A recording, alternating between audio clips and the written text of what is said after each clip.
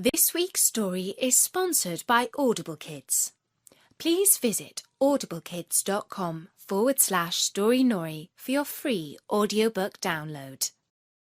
Hello, this is Natasha, and I'm dropping by with a sweet little fable by Aesop.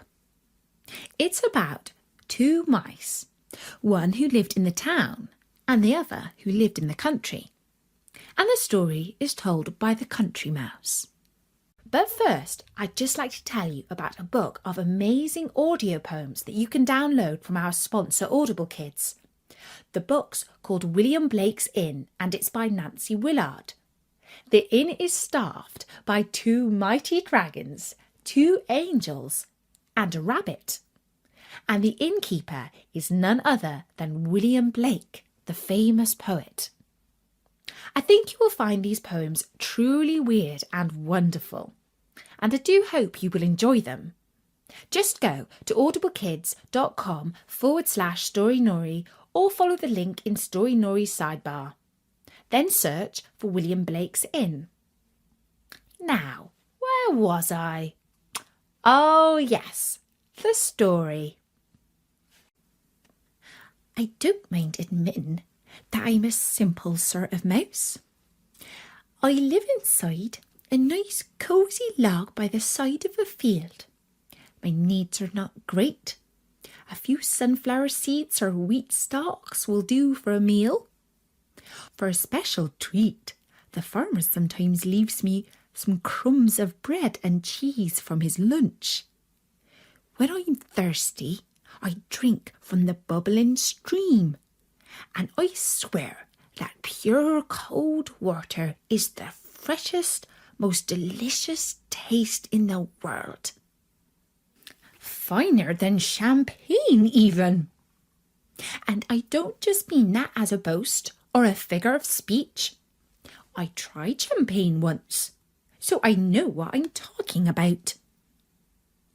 How did a poor, simple country mouse like myself try champagne? Well, I shall tell you. A while back, I received a visit from my uncle, the town mouse. Everyone in my family knows that Uncle Town Mouse is very rich and successful and lives in a big, smart house in the city. It was, of course, an honour that he should come and stay with me for a weekend away from his business. But to tell you the truth, I felt a bit nervous. What would he make of my humble abode and my simple tastes? Well, of course, he was very nice and polite. Charming, simply charming, he said as I showed him around my log. And when I put some crumbs of cheddar cheese before him for his supper, he exclaimed, "Just the ticket, exactly what I wanted. Thank you, dear nephew, for taking such good care of me." At night, he slept in my spare bed in the hedgerow, and in the morning, when I asked him how he had slept, he said, "Splendid, just splendidly. This clear country air of yours is so restful." In fact, he was so full of praise for my country lifestyle that I asked him if he was planning to retire to the countryside. Uncle Town Mouse laughed and felt that I had perhaps said something silly or tactless. "My dear nephew," he said, "the countryside is all very well for a rest, but the town is the place to live if you appreciate gourmet food, fine wine, and, by the way, the most stylish and elegant lady mice. Why, I thank you for your hospitality, but I would die of boredom if I lived your life for more than a weekend." I was very impressed by my uncle's words, and I could not stop thinking about the attractions of the city that he had described. That evening, as he was preparing to leave for home, my uncle said, "Say, nephew, why don't you come back with me and give your taste buds a real treat? I say a mouse hasn't lived until he's tried gorgonzola cheese.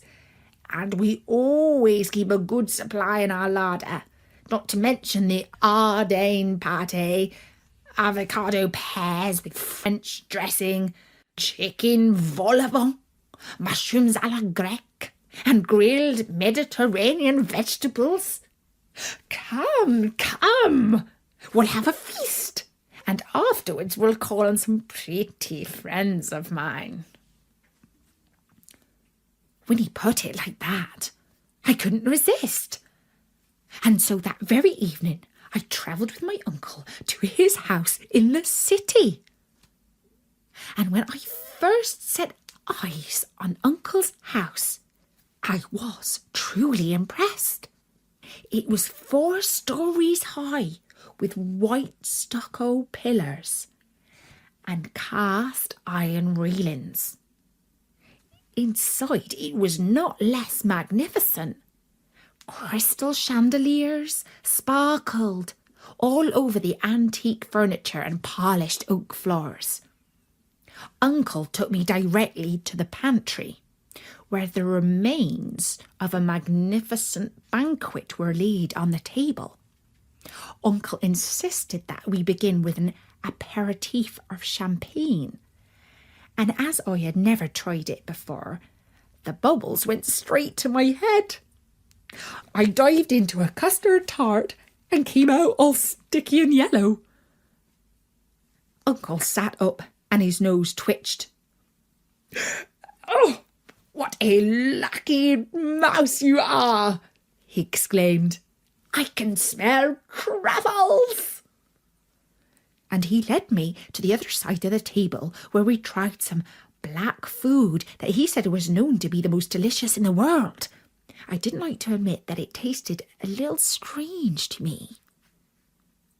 But then we tried the gorgonzola cheese. Oh my goodness! Uncle had been right. I hadn't lived until I tried that wonderful cheese. I didn't like to be vulgar, but I gobbled up a large chunk in a flash.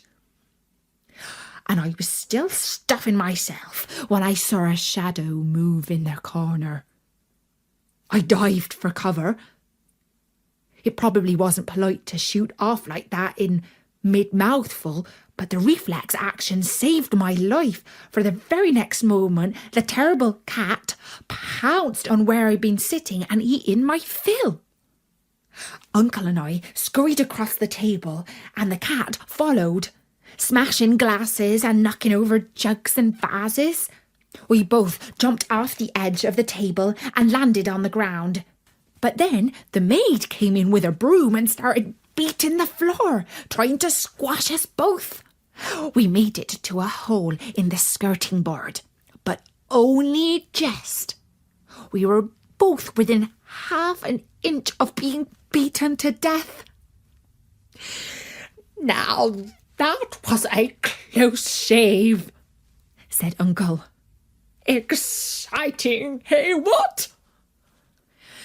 My heart was pounding, and I had to regain a breath before I could say, "Yes, a little too exciting for a poor country mouse, I'm afraid. I thank you for your hospitality, but I must be off home now."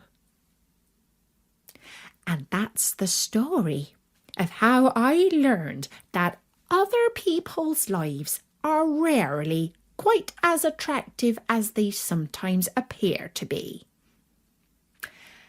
And that was the story of the town mouse and the country mouse by Aesop. And don't forget, we have lots more Aesop stories and loads of other stories on storynory.com, so drop by soon and listen to some. Until then, for me, Natasha, bye-bye!